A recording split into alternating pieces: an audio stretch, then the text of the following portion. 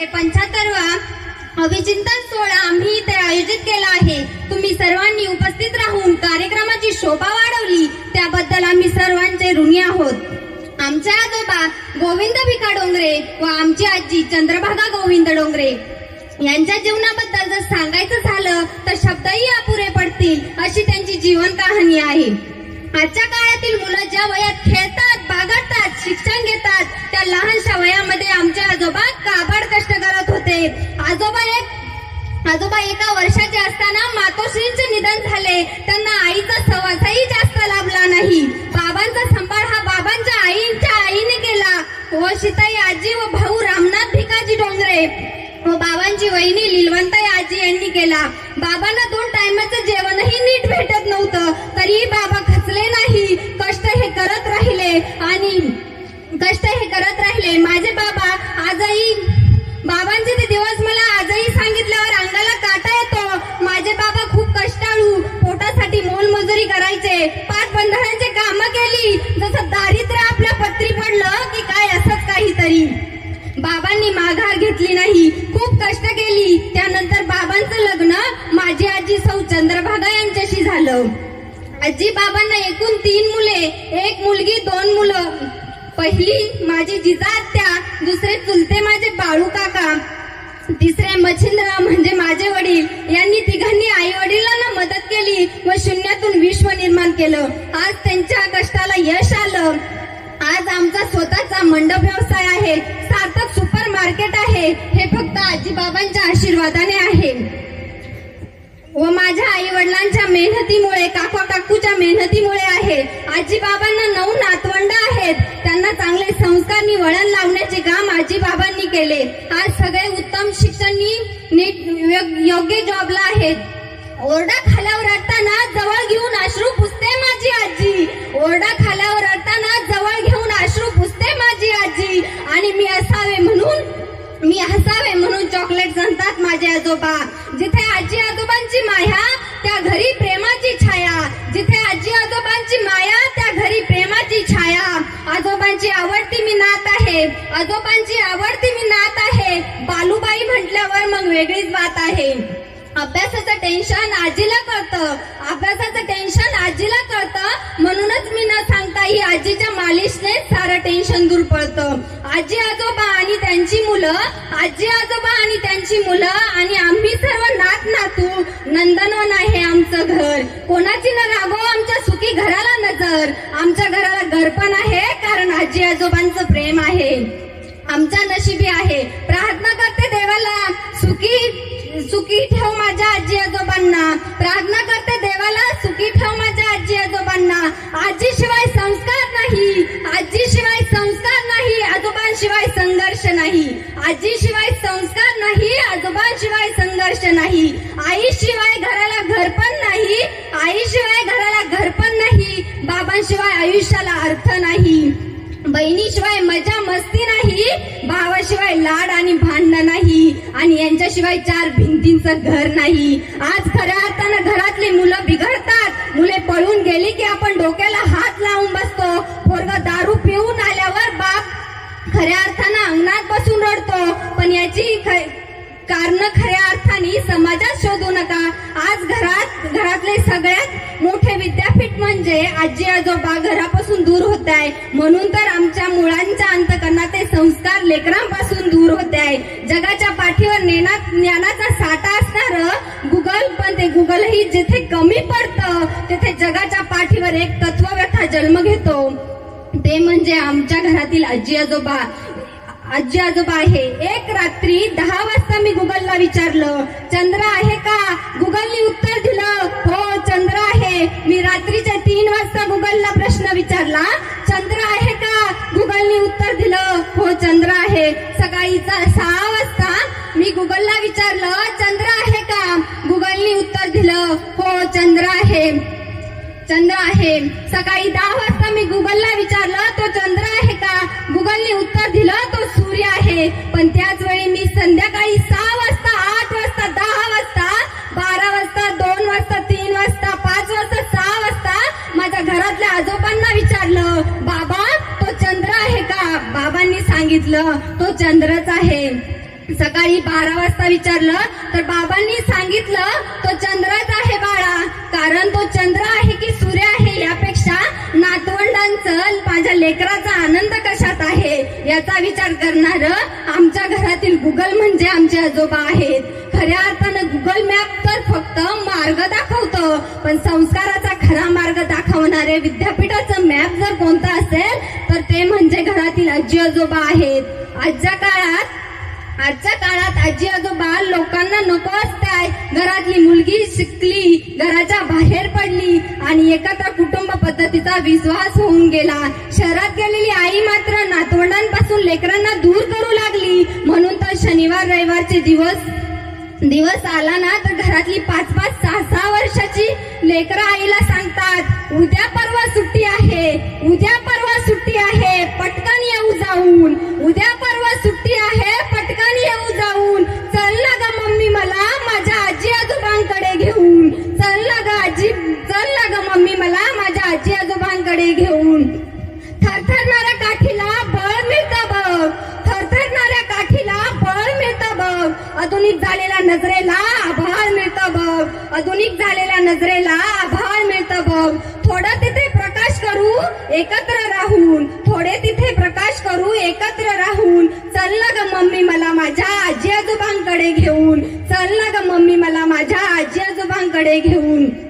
त्यांचे खडबडीत झालेल्या हाताने घेतात मला त्यांच्या खडबडीत झालेल्या हाताने म्हणती घेतात खाकर, त्यांच्या खडबडीत झालेल्या हाताने घेतात म्हणती खाकर, पण त्यांच्या हातांनी जगवले आजपर्यंत कितीतरी पाखरं. 1 तासासाठी आपण पाखरू व्हायला जाऊ, 1 तासासाठी आपण पाखरू व्हायला जाऊ. चल ना ग मम्मी मला माझ्या आजी आजोबांकडे घेऊन, चल ना ग मम्मी मला माझ्या आजी आजोबांकडे घेऊन. अगं हीच आपली दिवाळी समज, अगं हीच आपली दिवाळी समज, जाणं आणि येणं, अगं हीच आपली दिवाळी समज, जाणं आणि येणं. सिमेंटमध्ये रुजून बसली ग त्या गावची बेनं, सिमेंटमध्ये रुजून बसली ग त्या गावची बेनं. असं कोणतंच झाड नसतं मूळ टाकतं खाऊन, असं कोणतंच झाड नसतंय मूळ टाकतं खाऊन. चल ना ग मम्मी मला माझ्या आईवडला, चल ना ग मम्मी मला माझ्या आजी बाबांकडे घेऊन. गाडी नको मला आजोबांच्या पाठीवर मी खेळन, गाडी नको मला आजोबांच्या पाठीवर मी खेळन. आई चल ना ग त्या पंढरीला येऊ पवित्र होऊन, चल ना ग मम्मी मला माझ्या आजी आजोबांकडे घेऊन, चल ना ग मम्मी मला माझ्या आजी आजोबांकडे घेऊन. आजोबांच्या जीवनातील शेवटचा मित्र म्हणजे त्याचा नातू असतो, तर नातवंडांच्या जीवनातील खरा मित्र आजोबा असतात. खऱ्या अर्थानं तीच आजी आजोबा घरापासून दूर व्हायला लागली, म्हणून तर प्रगती नाही विध्वंसी व्हायला सुरू झाली. आज माझ्या आजी आजोबांच्या वाढदिवसानिमित्त मी एवढंच सांगू इच्छित आहे, आज मी माझ्या आजी आजोबांच्या वाढदिवसानिमित्त एवढंच सांगू इच्छित आहे. थकलेल्या जीवांना आधार द्या, थकलेल्या जीवांना आधार द्या. ज्यांनी आपल्याला लहानचं मोठं केलं, ज्यांनी आपल्याला लहानचं मोठं केलं त्यांना म्हातारपणी सांभाळा. एवढीच मी प्रार्थना करते. माझ्या आजी आणि आजोबांना दीर्घ आयुष्य, उत्तम आरोग्य व 100वाही वाढदिवस मला पाहायला मिळो अशी पांडुरंग परमात्म्याकडे प्रार्थना करते आणि माझे 2 शब्द संपवते. धन्यवाद. असणारी मुलं गणेश, विकास आणि सार्थक हे 3 मुलं हा वसा, ही परंपरा निश्चित यामध्ये पुढे चालवत आहेत. आणि या कुटुंबाने यांनी या दोघांनी दिलेले जे संस्कार आहे तर ते संस्कार यामध्ये, या संस्कारामध्ये ही पिढी पुढची घडणार आहे आणि नावलौकिक त्यांचा या सर्व गावामध्ये, तालुक्यामध्ये, जिल्ह्यामध्ये यामध्ये हा नावलौकिक पुढे वाढवणार आहे. निश्चित त्यामध्ये हा नावलौकिक वाढेल असं मला वाटतं. यानंतर काही मान्यवरांना आपण या ठिकाणी मनोगत व्यक्त करण्यासाठी पाचारण करतोय. सर्वप्रथम हरिभक्तपरायण विश्वनाथ महाराज शेटे यांना विनंती करतो, कृपया आपण या ठिकाणी सन्माननीय गोविंद विकाजी डोंगरे आणि मांडण्याचा प्रयत्न केला. या कार्यक्रमाच्या निमित्ताने आपण सर्वजण या ठिकाणी उपस्थित राहिलात. डोंगरे परिवारच्या वतीने मी त्यांना धन्यवाद देतो, स्वागत करतो.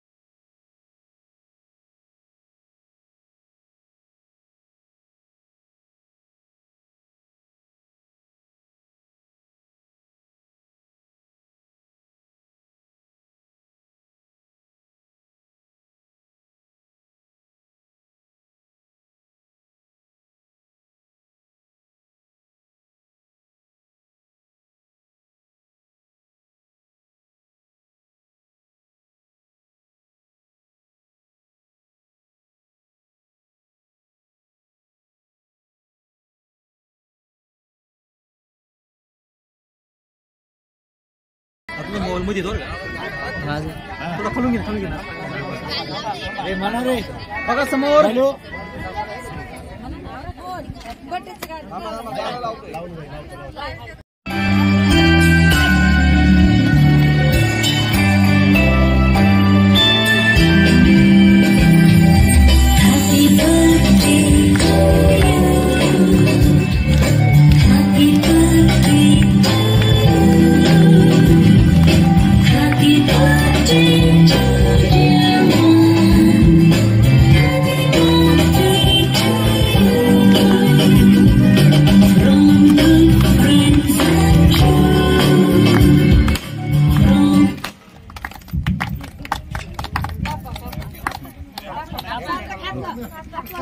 ज्यांना वैयक्तिक सत्कार